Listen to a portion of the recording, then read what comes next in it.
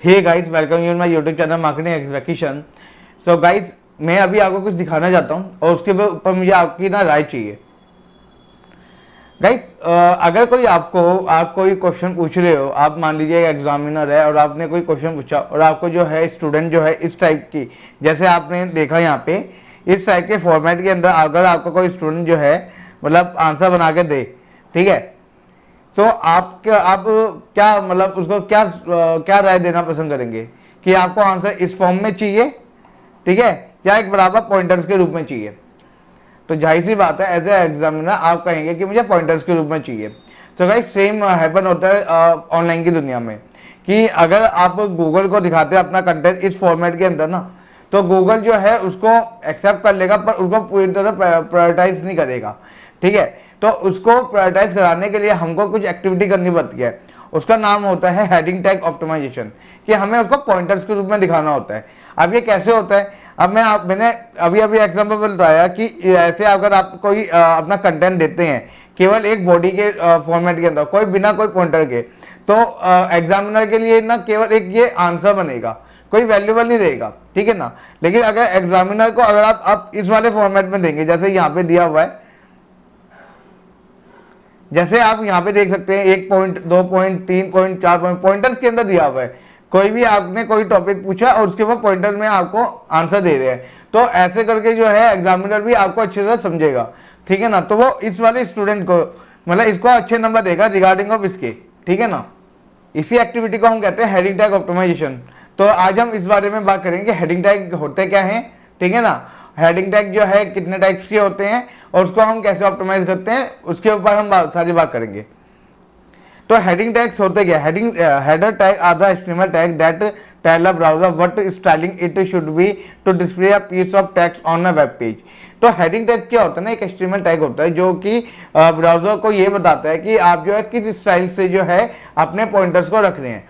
तो हेडिंग, जैसे कि यहाँ पे आप देख सकते हैं कि एक H1 टैग है, व्हाट इज हेडर टैग। तो ये जो आप देख रहे हैं यहाँ पे कि यहाँ से एक ब्रैकेट ओपन हो रहा है, फिर H1 आ गया, देन यहाँ पे जो है एक साइन लग गया, फिर उसके बाद H1 क्लोज हो गया और लास्ट में एक ब्रैकेट आ गया, ठीक है।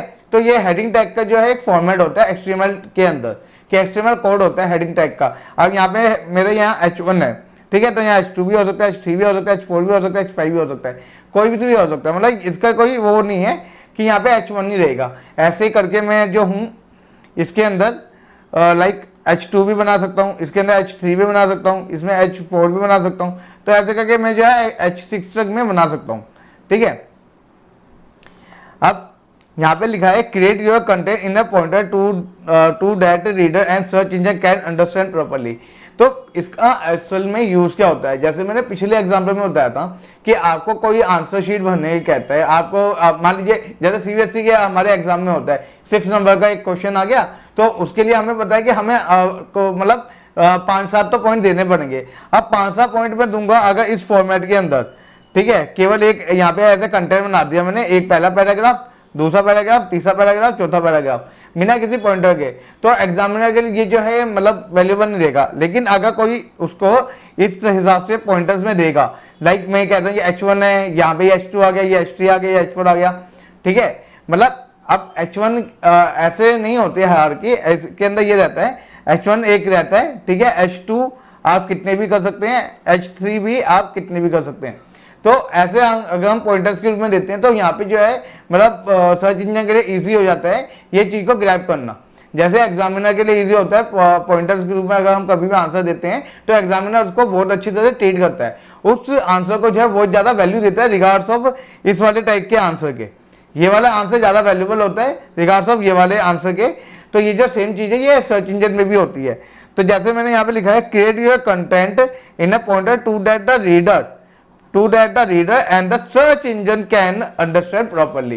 तो ये जो है रीडर के लिए तो है ही वैल्यूबल, साथ में सर्च इंजन के लिए भी होता है। देखो सर्च इंजन किस बेस पे काम करता है, सर्च इंजन के लिए रीडर जो होता है, जो उसका यूजर है वो ज्यादा वैल्यूबल है। तो मतलब अगर आपने रीडर के लिए वो चीज आसान कर दी तो सर्च इंजन के लिए भी वो चीज आसान है। तो आपका मेन फोकस जो है वो रीडर के ऊपर होना चाहिए, ना कि सर्च इंजन के ऊपर। सर्च इंजन के हिसाब से हम चीजें करते हैं पर करते एक्चुअली किसके लिए, रियल ह्यूमन बींग्स के लिए, आपके लिए, मेरे लिए, हम जैसे जो है करोड़ों लोगों के लिए जो कि रोजाना वेब पे ब्राउजिंग करते रहते हैं उन लोगों के लिए। अब हम समझते हैं कि हेडिंग टैग की हायरार्की बनती कैसे है, ठीक है। HTML header tag follow a hierarchy from H1 to H6. H1 tag are the used to donate the most important text such as the main theme and title of a content. तो H1 tag का use अभी अभी जैसे मैंने पिछली बार बताया था, H1 tag का यूज कहाँ होता है? H1 टैग जो है हमारा पूरे पेज का जो टाइटल होता है, मेन टॉपिक होता है, उसको बताने के लिए H1 का यूज करते हैं, ठीक है। तो यहाँ पे जैसे कि मैंने लिख दिया कि मोस्ट इंपॉर्टेंट, यहाँ पे लिख दिया most important main theme and title of the content, मतलब कि इंपॉर्टेंट टेक्स्ट हो गया, ठीक है ना, या टाइटल हो गया, उसको हम जो है डिनोट करते हैं H1 टैग से।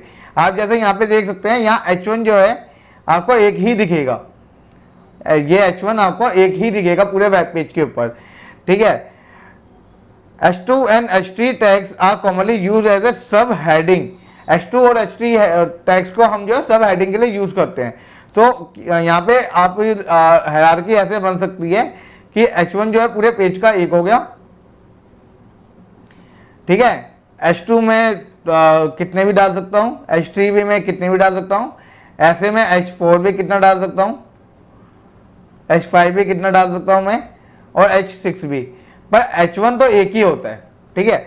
और H2 एंड H3 जो है मतलब यूज आता है commonly use as a sub heading, सब हेडिंग बताने के लिए। जैसे मैं SEO के ऊपर टॉपिक लिख रहा हूँ, तो व्हाट इज SEO, यहाँ पे हो गया मेरा H1, ठीक है। लेकिन on page SEO end of page SEO ये हो गया मेरा H2 के अंदर।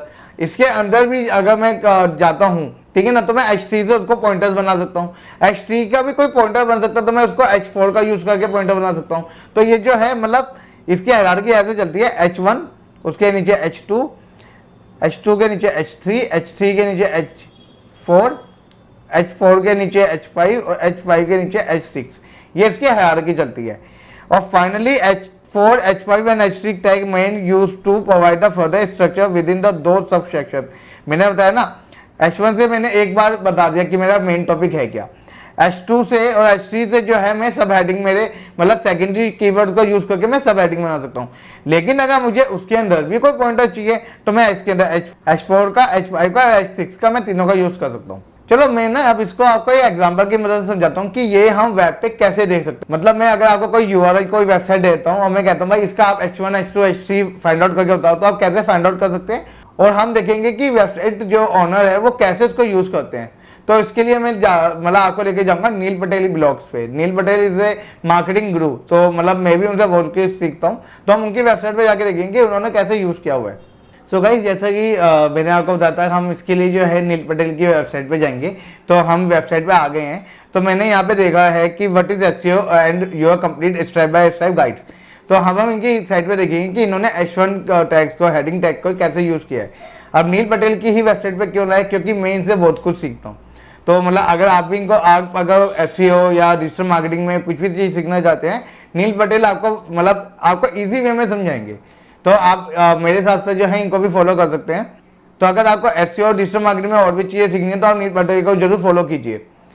अब हम करेंगे इसमें कंट्रोल यू करके हम जो है पेज सोर्स के अंदर आ जाएंगे। अब यहाँ पे हम जो है कंट्रोल F करेंगे एंड यहाँ पे हम पहले ब्रैकेट ओपन करके देखेंगे H1। आप देख सकते हैं गाइस कि इन्होंने H1 जो है एक ही यूज करा है। यहाँ पे आप देख सकते हैं काउंट एक आ रहा है, इनका H1 ये रहा, what is SEO and complete step by step guide. अब हम देखेंगे इन्होंने H2 कितना यूज करा है।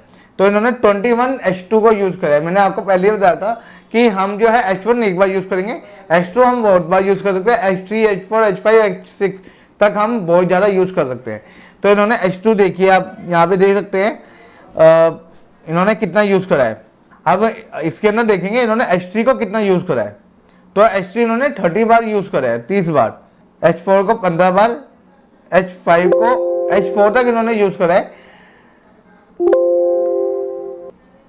H4 तक इन्होंने हेडिंग टैग 4 तक इन्होंने यूज करा है। सो गाइस, अब हम सीधा चलते हैं PPT के ऊपर। हम वहाँ पे जाके देखते हैं कि इसको मतलब हम ऑप्टिमाइज करें क्यों, रीजन क्या है। मतलब हमको वैसे आइडिया तो है मोटा मोटा कि हम इसको क्यों करें ऑप्टिमाइज, पर हम एक बार देख लेते हैं इसमें और क्या क्या रीजन निकल सकते हैं ऑप्टिमाइजेशन करने के लिए। तो जैसे आप देख सकते हैं, रीडेबिलिटी एक्सपीरियंस इंप्रूव, रीडर का जो है रीडिंग करने का जो एक्सपीरियंस वो इंप्रूव होता है। Better read and understand for crawler, तो क्रॉलर भी उसको बेटर तरीके से समझ सकता है, ठीक है ना। क्योंकि देखिए, मान लीजिए आपके पास एक ये आपका एक वेब पेज है, यहाँ पे आपने कंटेंट लिखा हुआ है बिना किसी पॉइंटर्स का। अब क्रॉलर आएगा, वो एक बार इसको पूरा रीड कर लेगा, उसकी कॉपी अपने पास भेज देगा। लेकिन क्या क्रॉलर को ये चीज़ समझ आएगी एक्चुअली आपने किस बारे में लिखा हुआ है। एक दूसरा एग्जाम्पल है कि अगर आपके पास मान लीजिए ये वेब पेज है, यहाँ पे आपने पॉइंटर्स के अंदर अपना लिखा हुआ है, तो क्रॉलर आएगा, वो मतलब रीड तो पूरा करेगा पर वो पॉइंटर को जरूर ध्यान में रखिएगा कि हाँ भाई ये आपका मेन पॉइंटर्स है, ठीक है ना। आपने देखे होंगे कई बार जो है गूगल के ऊपर आपको सिंपल मतलब जैसे आप एससीआरपी पे सर्च करते हैं तो आपको पहला एक स्निपेट दिखती है जिसमें यहाँ पे पॉइंटर्स लिखे आते हैं। तो वो पॉइंटर्स होते क्या, वो पॉइंटर्स वही होते हैं जो यहाँ के हमारे हेडिंग्स होते हैं ना, वो यहाँ पे जो है पॉइंटर्स के रूप में दिखाया जाता है। तो इससे क्या होता है कि अगर कोई बंदा एससीआरपी से सर्च कर रहा है, उसको यहाँ पे मोटा मोटा पॉइंटर्स दिख गए, तो वो प्रोबेबली चांस ये रहता है कि उस वाले रिजल्ट के वो क्लिक करेगा, वो सीधा यहाँ से जो है वेबसाइट के अंदर आएगा यहाँ पे, और यहाँ पे जो है कंटेंट को पूरा रीड करेगा, क्योंकि मोटे मोटे पॉइंटर्स तो उसको मिल चुके हैं। अब वो उसको करना क्या है, उसको अंदर की मतलब बॉडी जो है उसको रीड करनी है और पूरी तरह से अंडरस्टैंड करना है। बेटर रैंकिंग, अब देखो ना, जब मैंने यहाँ पे बताया कि यहाँ पे अगर आपके पास पॉइंटर्स है तो पॉइंटर जो है यहाँ पे एससीआरपी के ऊपर फीचर स्निपेट के अंदर शो हो जाते हैं। जब फीचर स्निपेट पे शो हो जाते हैं तो आप ये भी तो देखो कि आपकी रैंकिंग जो है यहाँ पे 1 है।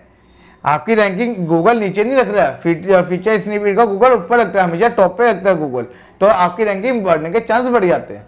अब हम जानते हैं कि इसमें हमको क्या क्या पॉइंट्स को रिमाइंड करना चाहिए जब भी हम हेडिंग टैग को जो है ऑप्टिमाइज करते हैं। मतलब हमें पता है कि हमें हेडिंग टैग ऑप्टिमाइज करने हैं, पर क्या क्या उसके रिगार्डिंग और पॉइंट्स होते हैं जिसको हम ध्यान में रखते हुए इस चीज के ऊपर हम फोकस करें। तो पहला है add H1 tag in each web page. तो क्या होता है ना गाइस कि हम अगर हम ब्लॉगर है या हम अपनी कोई वेबसाइट क्रिएट कर रहे हैं, कई बार हमारे ना ध्यान से उतर जाता है कि भाई हम जो है मतलब हमने हेडिंग टैग को ऑप्टिमाइज किया कि नहीं किया। पर यहाँ पे हमारा मेन ये कंसर्न रहता है कि अगर आपके पास एक वेब पेज हो या ऐसे करते हुए जो है 5 वेब पेज हो, आपको हर एक के अंदर जो है उसका H1 टैग को जो है मतलब ऑप्टिमाइज करना ही चाहिए। हेडिंग टैग को तो ऑप्टिमाइज करना चाहिए जिसके अंदर आपका जो है H1 टैग जो है एक होना चाहिए। सेकंड है include primary keyword in your H1 tag and secondary keyword in your H2 and H3 tags. तो मैंने आपको पिछले एग्जाम्पल में बताया था कि हमारा जो गूगल है जब भी आपको रिजल्ट शो करता है वहां पे एक फीचर स्निपेट दिखाता है, वहां पे आपको पॉइंटर सिखाता है। तो अगर आपका जो है कीवर्ड प्राइमरी कीवर्ड आपका H1 टैग में होगा तो गूगल का मोटा मोटा टॉपिक का आइडिया हो जाएगा, और उसी के रिगार्डिंग सेकेंडरी कीवर्ड जो है H2 एंड H3 के अंदर हो गए तो गूगल को तो पूरा आइडिया होगा ना ये भाई कंप्लीट जो है कंटेंट इस टॉपिक के बारे में। मतलब अगर आपको मैं एक एग्जांपल दिखाता हूँ नील पटेल की, हम उसी वेब पेज पे चलते हैं, वहां पे मैं अगर दिखाता हूँ कि इन्होंने जो भी हेडिंग टैग्स को यूज किया था ना वो उन्होंने उसी टॉपिक के रिगार्डिंग किया था, उसमें जो है उन्होंने कीवर्ड ऑलरेडी अटैच कर दिए थे। सो गाइस हम वेब पेज पे वापस आ गए हैं। अब आप देखिए यहाँ पे इन्होंने what is SEO is a keyword, ठीक है, जो इन्होंने हेडिंग टैग में यूज किया। फिर इन्होंने एक और हेडिंग में व्हाट इज एसईओ को यूज करा, ठीक है, इन्होंने ऑन पेज एसईओ और ऑफ पेज एसईओ को यूज किया as a heading. SEO strategies एक ये भी एक मतलब आप कीवर्ड है ये, ठीक है, इन्होंने वहां पे यूज किया है। अगर मैं इसके बाद देखूं तो ये आपको दिखेगा कि ये तो उन्होंने H2 के अंदर यूज किया हुआ है, SEO strategy black and white head. SEO marketing basic ये भी इन्होंने H2 के अंदर यूज किया है। तो उन्होंने क्या किया है कि मोटा मोटा जो हमारी सेकेंडरी कीवर्ड्स है उनको H2 के अंदर यूज किया है। तो मैंने जैसे पॉइंटर्स में बताया कि आपको जो है अपने मेन टॉपिक को H1 के अंदर रखना है, और मेन टॉपिक के रिगार्डिंग जो प्राइमरी कीवर्ड है उसको H1 के अंदर रखना है, और आपका जो है सेकेंडरी कीवर्ड्स को जो है H2 एंड H3 के अंदर आप ऐड कर सकते हैं। Create interesting heading tag. Heading tag interesting मतलब आप जैसे आप देख सकते हैं, हमने पिछले आप नील पटेल की वेबसाइट में गए थे, उन्होंने लिखा था what is SEO the complete guides step by step process. उन्होंने ऐसे करके एक टाइटल बनाया था। तो उन्होंने क्या किया था, अपना प्राइमरी कीवर्ड तो ऐड ऑन किया पर साथ में उसको इतना मतलब इंटरेस्टिंग बना दिया कि सामने वाले का आई कैच करे, वो एक बार पढ़ेगा ना तो उसको पढ़ने का मन करना चाहिए। ऐसा हमको बनाना है heading tag. Should not copy exactly title, make it similar closer to title.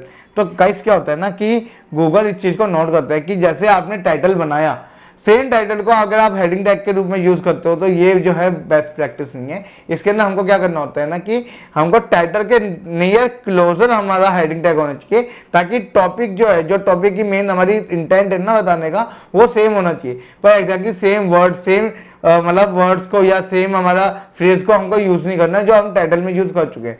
तो इन्हीं बातों को ध्यान रखते हुए हमको जो है हेडिंग टैग को जो है हम ऑप्टिमाइज करते हैं। सो गाइस, आज की आपको वीडियो कैसे लगी? उम्मीद है आपकी वीडियो आपको पसंद आई होगी। अगर वीडियो से कुछ इंटरेस्टिंग आपको सीखने को मिला तो प्लीज नीचे कमेंट कीजिए, चैनल को सब्सक्राइब कीजिए, वीडियो को शेयर कीजिए, वीडियो को लाइक कीजिए। लाइक जितना ज़्यादा करते हैं, जितना ज़्यादा शेयर करते हैं, उतना ही वीडियो और लोगों तक पहुँचता है और उतना ही ज़्यादा एल्गोरिथम मेरा मतलब हमारा सपोर्ट करती है वीडियो को ज़्यादा पीपल तक रीच करवाने में। तो प्लीज़ गाइस, वीडियो को लाइक कीजिए, कमेंट कीजिए और चैनल को सब्सक्राइब करके बेल आइकन को जरूर हिट कीजिए। नीचे जो है रेड कलर का यहाँ पे आपको दिख रहा होगा बटन, आप उसको जरूर प्रेस कीजिए। सो गाइस, अगली वीडियो में मिलते हैं एसईओ के नए टॉपिक के साथ। This is Kishan signing off.